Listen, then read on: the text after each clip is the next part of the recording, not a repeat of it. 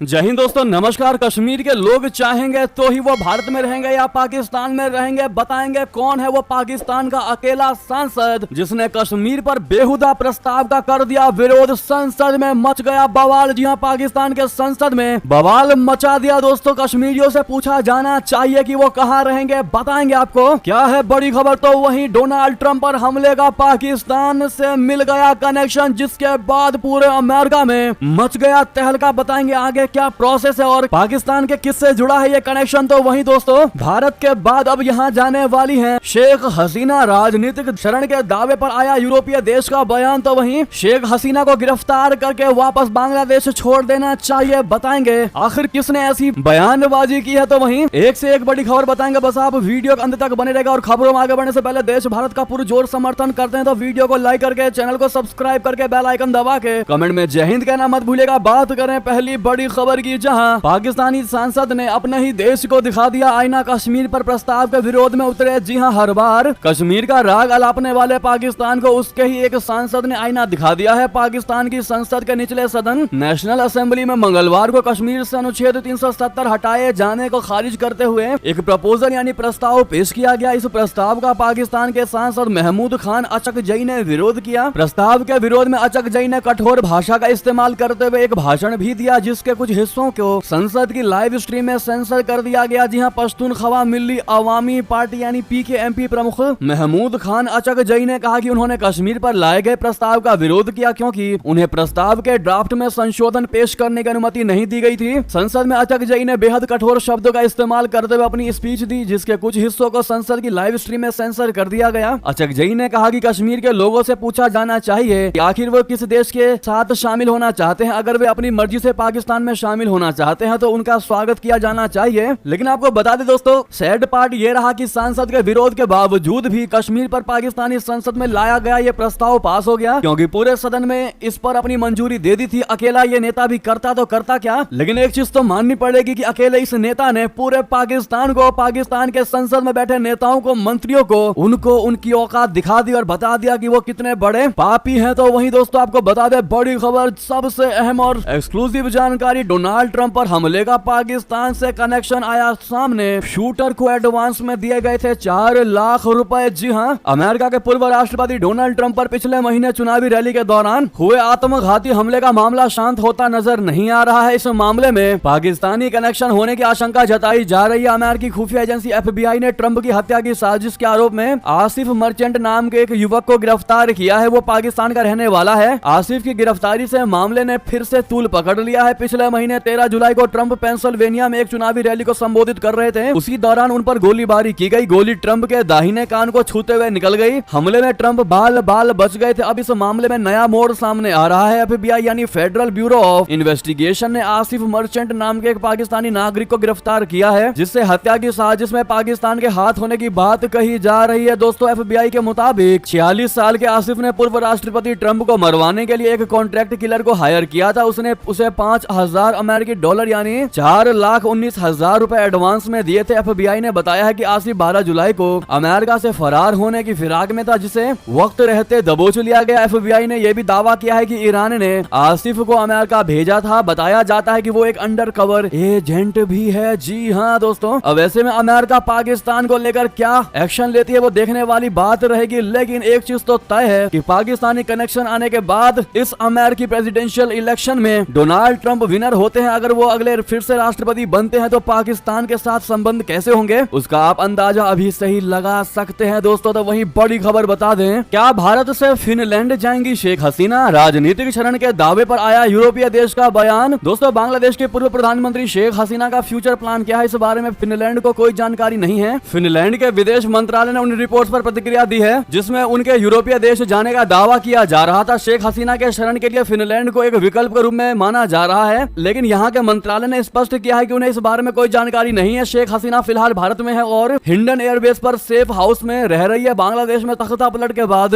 हसीना भारत आ गई थी और गाजियाबाद के हिंडन बेस पर ही लैंड की थी। इसके बाद से ही वो यहीं पर रह रही है। उनके लिए दूसरे किसी सेफ हाउस की तलाश की जा रही है। जी हाँ, तो वहीं आपको बता दें, आखिर Bangladesh supreme court bar association ने ऐसा क्यों कहा कि शेख हसीना को भारत से गिरफ्तार करके वापस बांग्लादेश को सौंप देना चाहिए, क्योंकि हम भारत के साथ रिश्तों को खराब नहीं कर सकते। बता दें, बांग्लादेश में फैली हिंसा के बीच सोमवार को भारत आई शेख हसीना को लेकर बांग्लादेश की तरफ से बहुत बड़ी मांग कर दी गई है। Bangladesh supreme court bar association यानी SBA के अध्यक्ष AM महबूब उद्दीन खोकोन ने भारत से शेख हसीना को गिरफ्तार कर वापस बांग्लादेश भेजने की मांग की है। उन्होंने कहा है कि हम भारत के साथ अच्छे रिश्ते चाहते हैं और शेख हसीना को वापस भेज दिया जाए। बार एसोसिएशन के अध्यक्ष ने शेख हसीना की बहन शेख रेहाना को भी उनके साथ वापस बांग्लादेश भेजने की मांग की। बांग्लादेशी अखबार डेली स्टार के मुताबिक एक बयान में AM महबूब उद्दीन खोकोन ने कहा कि हम भारत के लोगों के साथ अच्छे रिश्ते बनाकर रखना चाहते हैं। देश से भागकर गई शेख हसीना और शेख रेहाना को गिरफ्तार कर कृपया वापस बांग्लादेश भेज दें। शेख हसीना ने बांग्लादेश में बहुत से लोगों को मरवाया है, यानी कि दोस्तों एक तरीके से सॉफ्ट चेतावनी दी है भारत को कि अगर आपने उनको वापस बांग्लादेश नहीं भेजा तो तुम्हारे साथ हमारे रिश्ते खराब हो सकते हैं। ऐसे में भारत को एक तरीके से आश्वासन दिया गया है कि आप चुपचाप बांग्लादेश को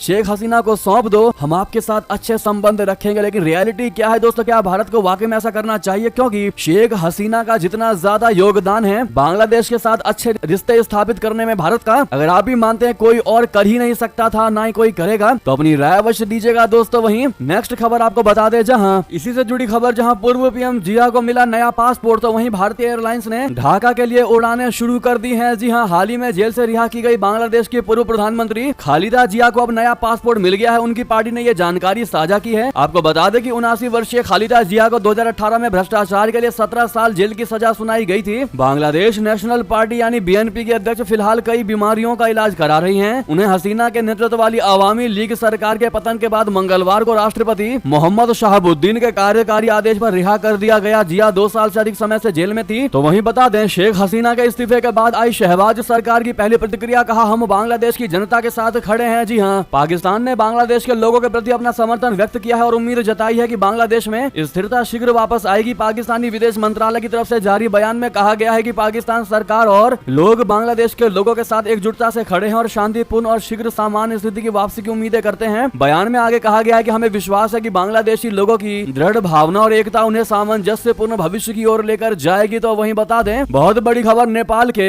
नुवाकोट में हेलीकॉप्टर क्रैश में 5 लोगों की मौत, जिसमें 4 चीनी नागरिक बताए जा रहे हैं। बता दें, नेपाल में नुवाकोट जिले के शिवपुरी इलाके में एक एयर डायनेस्टी हेलीकॉप्टर दुर्घटनाग्रस्त हो गया। स्थानीय मीडिया की रिपोर्ट के अनुसार हेलीकॉप्टर काठमांडू से रवाना हुआ था और सयाफ्रू बेंसी जा रहा था। रिपोर्ट के अनुसार इस दुर्घटना में कुल 5 लोगों की मौत की खबर है, जिनमें से 4 चीनी नागरिक हैं। अभी तक दुर्घटना के कारण का पता नहीं चल सका है। कुछ हफ्ते पहले ही नेपाल में हुए एक अन्य विमान दुर्घटना में 18 लोगों की मौत हुई थी। लेकिन जो हालिया रिपोर्ट सामने आई है, जानकारी निकलकर सामने आ रही है इस हादसे के कॉज को लेकर, बताया जा रहा है कि काठमांडू से उड़ने के बाद पहाड़ी से टकराया है ये हेलीकॉप्टर, जिसमें 5 की मौत हुई है। तो वहीं बता दें, क्या ईरान को मिलेगा 57 देशों का साथ? आज सऊदी में होगी अहम बैठक, बन गई बात तो इजराइल को भारी पड़ जाएगा। दोस्तों, हमास के पॉलिटिकल चीफ इस्माइल हानिया की हत्या के बाद ईरान के गुस्से वाले तेवर थमने का नाम नहीं ले रहे हैं। हालांकि ईरान और उसके प्रॉक्सी के अलावा किसी और अरब देश ने इजराइल से बदला लेने की कसम नहीं खाई है, ना ही ऐसा कुछ करने की बात कही है। हानिया की हत्या को 1 हफ्ते से ज्यादा का समय बीत चुका है और ईरान अपने दम पर इजराइल पर हमला नहीं कर पाया है, लेकिन उसने साफ किया है कि वे बदला जरूर लेगा। मुस्लिम देशों के सबसे बड़े संगठन OIC यानी ऑर्गेनाइजेशन ऑफ इस्लामिक कॉर्पोरेशन की आज हमास नेता इस्माइल हानिया की हत्या पर एक विशेष बैठक होने जा रही है। ये बैठक संगठन विदेश मंत्रियों के स्तर पर होगी और इसमें इजराइल से बदला लेने पर मुहर लग सकती है। सऊदी अरबिया के जेद्दा में होने वाले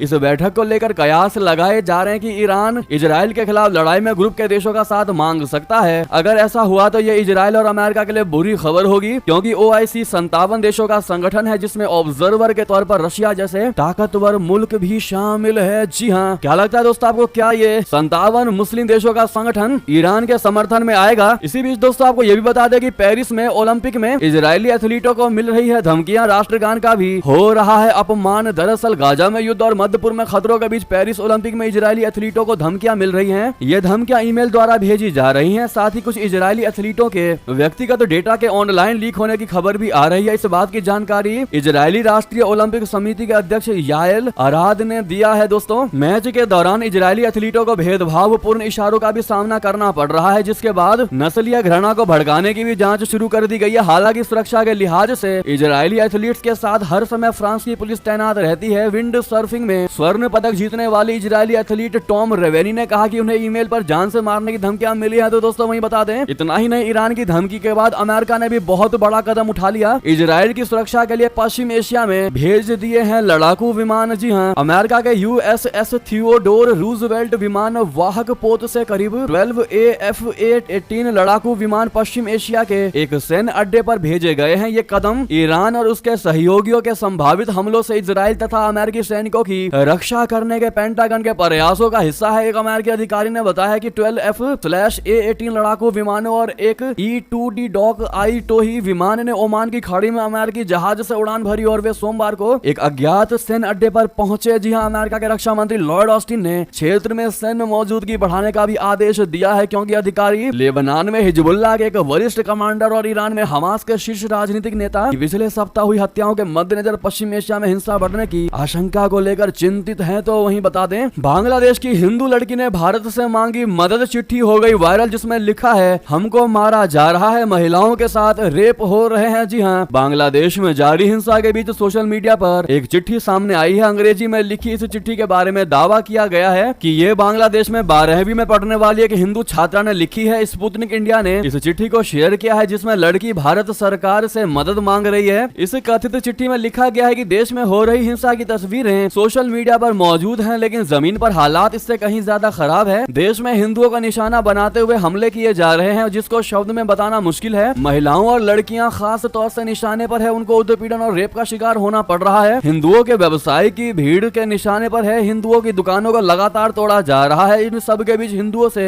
लाखों रुपए भी ऐंठे जा रहे हैं। उपद्रवी हिंदुओं से जान और घरों की हिफाजत के बदले लाखों रुपए वसूल रहे हैं। हिंदुओं को देश छोड़ने नहीं तो अंजाम भुगतने की धमकियां दी जा रही हैं। तो वहीं मैं भारत की सरकार और प्रधानमंत्री नरेंद्र मोदी से दरख्वास्त करना चाहती हूं कि आप हमारे लिए जितना जल्दी हो सके कुछ करें, कुछ मदद करें, मदद भेजने का काम कीजिए। हम अपने देश में शांति से रहना चाहते हैं। मैं जानती हूं कि भारत की सरकार हमारे लिए चिंतित है और मदद के लिए भी कोशिश कर रही होगी, लेकिन इतने में देर बड़ा नुकसान कर सकती है। मैं बांग्लादेश के तमाम हिंदुओं की ओर से आपसे विनती कर रही हूँ कि कदम उठाइए। साथ ही अब तक आपकी ओर से उठाए गए कदमों के लिए मैं धन्यवाद भी करना चाहती हूँ। ऐसे में दोस्तों, अगर आप भी मानते हैं कि भारत को तुरंत प्रभाव से इन अल्पसंख्यकों की बांग्लादेश में मदद करनी चाहिए, तो अपनी राय अवश्य दीजिएगा। दोस्तों, आपकी क्या रिक्वेस्ट होगी मोदी सरकार से? बांग्लादेश के इन अल्पसंख्यकों को लेकर बताइएगा जरूर। लेकिन वहीं आपको बता दें, ज्यादातर समय हिंदुओं के समर्थन में बोलने वाले नीदरलैंड के नेता तक ये बांग्लादेश में हिंदुओं का उत्पीड़न पहुंच गया मुद्दा, जिसके बाद इनका भी बयान आया है। इन्होंने क्या कहा वो आपको बताते हैं। नीदरलैंड के राजनेता गिर्ट वाइल्डर्स ने बांग्लादेश में हिंदुओं के खिलाफ हुई हिंसा की निंदा की। उन्होंने इसको भयानक बताया और हिंसा को जल्द से जल्द समाप्त करने का भी आह्वान किया। आपको बता दें, नुपुर शर्मा के समर्थन में इन्होंने हमेशा से अपना प्रेजेंस दिया है। दोस्तों, इन्होंने हमेशा से उनके समर्थन में बात कही है। दरअसल अब बांग्लादेश में हिंदुओं पर हो रहे अत्याचार के खिलाफ मैदान में उतरते नजर आए हैं गिर्ट विल्डर्स। ऐसे में इनके समर्थन पर आपकी क्या राय है दोस्तों? तो वही बता दें, विनेश फोगाट आप चैंपियनों में भी चैंपियन है। विनेश फोगाट के अयोग्य घोषित होने पर पीएम मोदी जी ने जिस तरह बढ़ाया इनका हौसला वाकई में तारीफ काबिल है। रेसलर विनेश फोगाट 50 किलोग्राम के फाइनल में पहुंची थी, लेकिन उनका वजन 100 ग्राम ज्यादा पाया गया है। तय वजन से ज्यादा पाए जाने के बाद उन्हें अयोग्य यानी कि डिस्क्वालीफाइड घोषित कर दिया गया। विनेश पर एक्शन के बाद प्रधानमंत्री नरेंद्र मोदी जी ने विनेश फोगाट का हौसला बढ़ाते हुए प्रतिक्रिया दी। उन्होंने कहा है कि विनेश फोगाट जी, आप चैंपियन हैं, आप देश की गौरव हैं और हर भारतीय के लिए प्रेरणा है। दोस्तों, जैसा कि आप पीएम नरेंद्र मोदी जी का ये ट्वीट देख पा रहे होंगे, जिसमें क्लियर इंग्लिश में लिखा हुआ है कि Vinesh, you are a champion among champion, you are India's pride and an inspiration of for each and every Indian. जी हाँ, तो वहीं आपको बता दें दोस्तों, वैसे आशा नहीं थी, विपक्षियों को लग रहा था कि पीएम मोदी जी विनेश को लेकर ट्वीट या फिर उनसे बात नहीं करेंगे, लेकिन अंदर खाने से ये भी खबर आ रही है कि पीएम नरेंद्र मोदी जी ने डायरेक्ट फोन भी किया है विनेश फोगाट को। जी हाँ दोस्तों, ऐसे में जिस प्रकार से विनेश फोगाट जी को